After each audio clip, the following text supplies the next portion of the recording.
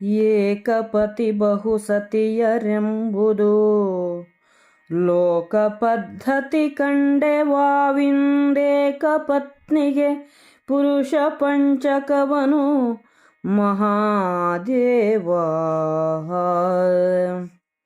ಲೋಕಶಾಸ್ತ್ರ ವಿರುದ್ಧವನು ಕಿವಿಯೋ ಕರಿಸುತ್ತಿದೆ ಕಣ್ಮನಕ್ಕೆ ಸುವ್ಯಾಕುಲತೆ ಹಿರಿದಾದುದೆಂದನು ದೃಪದ ಭೂಪಾಲ. ಆ ಸಮಯದಲ್ಲಿ ದೇವವೇದವ್ಯಾಸ ಮುನಿಯೈ ತಂದನಲ್ಲಿ ಮಹಿಷ ಸಭೆಯಿದಿರೆದ್ದು ಕಂಡುದು ಕಾಣಿಕೆಯ ನೀಡಿ ದೋಷಗರ್ಭಿತ ಧರ್ಮವನು ನಿರ್ಣಯಿಸಲರಿಯದ ಮೂಢಮತಿಗೆ ಮುನೀಶ ಕೃಪೆ ಮಾಡೆಂದು ಮೈಕ್ಕಿದನು ಪಾಂಚಾಲ.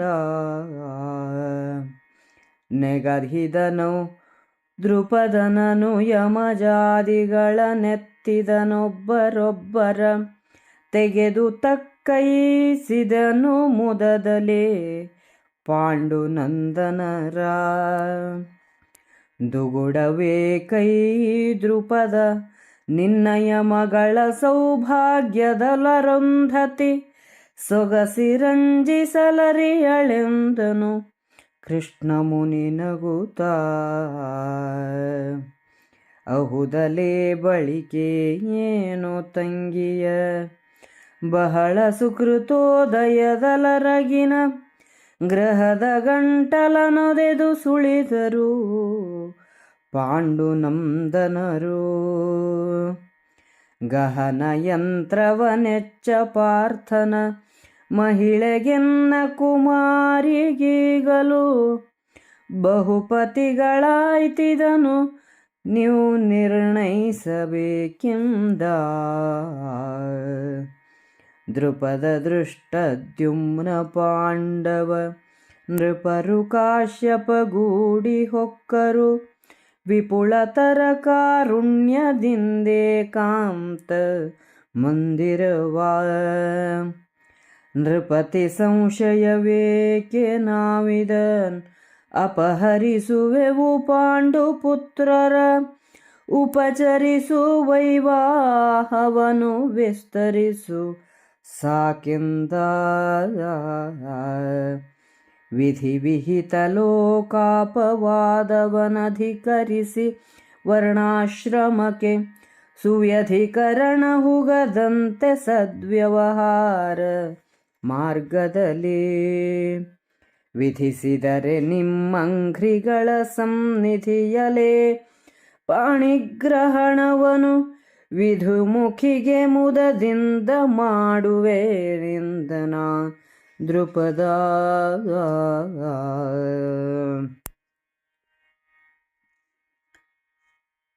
ಒಬ್ಬ ಗಂಡನಿಗೆ ಬಹುಪತ್ನಿಯರಿರುವುದು ಲೋಕದಲ್ಲಿ ಪದ್ಧತಿ.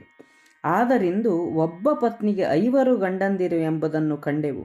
ಇದು ಲೋಕಪದ್ಧತಿಗೂ ಶಾಸ್ತ್ರಕ್ಕೂ ವಿರೋಧ. ಇದನ್ನು ಕೇಳಲು ಕಿವಿ ಓಕರಿಸುತ್ತಲಿದೆ, ಕಣ್ಣು ಮನಸ್ಸುಗಳಿಗೆ ಅತಿಶಯ ನೋವಾಗುತ್ತಿದೆ ಎಂದು ದೃಪದನು ಹೇಳಿದನು. ಆ ಸಮಯಕ್ಕೆ ಸರಿಯಾಗಿ ವೇದವ್ಯಾಸ ಮುನೀಶ್ವರನು ಅಲ್ಲಿಗೆ ಬಂದನು. ರಾಜಸಭೆಯು ಎದ್ದು ನಿಂತು ಕಾಣಿಕೆಯನ್ನು ನೀಡಿ ಅವರನ್ನು ಸ್ವಾಗತಿಸಿತು. ದೃಪದನು ಅವರಿಗೆ ನಮಸ್ಕರಿಸಿ, ಮುನೀಶ್ವರ, ದೋಷದಿಂದ ಕೂಡಿದ ಒಂದು ಧರ್ಮ ಸಂಕಟ ಒದಗಿದೆ. ಯಾವ ನಿರ್ಣಯವನ್ನೂ ಮಾಡಲಾರದವನಾಗಿದ್ದೇನೆ.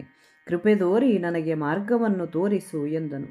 ವೇದವ್ಯಾಸನು ನಮಸ್ಕರಿಸಿದ ದೃಪದನನ್ನೂ ಪಾಂಡವರನ್ನೂ ಹಿಡಿದು ನಿಲ್ಲಿಸಿ ಪಾಂಡವರೈವರನ್ನೂ ಪ್ರತ್ಯೇಕವಾಗಿ ತಬ್ಬಿಕೊಂಡನು. ಬಳಿಕ ಆತನು, ದೃಪದ, ಏಕೆ ದುಃಖಿಸುವೆ? ನಿನ್ನ ಮಗಳ ಸೌಭಾಗ್ಯಕ್ಕೆ ಅರುಂಧತಿಯ ಸೌಭಾಗ್ಯವೂ ಸಮನಲ್ಲ ಎಂದನು. ಕೃಷ್ಣ ಎಂದರೆ ವೇದವ್ಯಾಸರ ಹೆಸರು. ಅರುಂಧತಿ ಇವಳು ವಸಿಷ್ಠರ ಪತ್ನಿ. ದೃಷ್ಟದ್ಯುಮ್ನನು, ನೀವು ಹೇಳಿದುದು ನಿಜ. ನನ್ನ ತಂಗಿಯ ಪುಣ್ಯವಶದಿಂದ ಪಾಂಡವರು ಅರಗಿನ ಮನೆಯ ಕಂಟಕವನ್ನು ದೂಡಿ ಸ್ವಯಂವರ ಸಭೆಗೆ ಬಂದರು. ಬಹು ಕಷ್ಟಸಾಧ್ಯವಾದ ಯಂತ್ರವನ್ನು ಭೇದಿಸಿದ ಅರ್ಜುನನಿಗೆ ಪತ್ನಿಯಾಗಬೇಕಿದ್ದ ಇವಳಿಗೆ ಬಹುಪತಿಗಳಾದರು. ಇದನ್ನು ನೀವೇ ನಿರ್ಣಯಿಸಬೇಕು ಎಂದ. ವೇದವ್ಯಾಸರು ದೃಪದ, ದೃಷ್ಟದ್ಯುಮ್ನ, ಪಾಂಡವರು ಏಕಾಂತ ಮಂದಿರಕ್ಕೆ ಹೋದರು. ಅಲ್ಲಿ ಚಿಂತಾಕ್ರಾಂತರಾಗಿದ್ದ ದೃಪದನೇ ಮೊದಲಾದವರಿಗೆ ವೇದವ್ಯಾಸರು, ದೃಪದ, ನಿನ್ನ ಅನುಮಾನವನ್ನು ನಾನು ಪರಿಹರಿಸುತ್ತೇನೆ.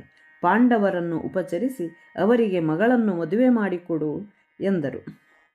ಲೋಕಾಪವಾದಕ್ಕೆ ಎಡೆಗೊಡದೆ ವೇದವಿಧಿಗೆ ಅನುಸಾರವಾಗಿ ವರ್ಣಾಶ್ರಮ ಧರ್ಮಕ್ಕೆ ಅಡ್ಡಿಬಾರದಂತೆ, ಒಬ್ಬ ಪತ್ನಿಗೆ ಹಲವು ಪತಿಗಳ ಆಶ್ರಯಕ್ಕೆ ಅವಕಾಶವಾಗದಂತೆ ಒಳ್ಳೆಯ ವ್ಯವಹಾರ ಮಾರ್ಗವನ್ನು ನೀವು ಆಜ್ಞೆ ಮಾಡಿದರೆ ನಿಮ್ಮ ಸನ್ನಿಧಿಯಲ್ಲೇ ಚಂದ್ರಮುಖಿಯಾದ ನನ್ನ ಮಗಳಿಗೆ ಸಂತೋಷದಿಂದ ವಿವಾಹವನ್ನು ಮಾಡುತ್ತೇನೆ ಎಂದು ದೃಪದನು ಹೇಳಿದನು.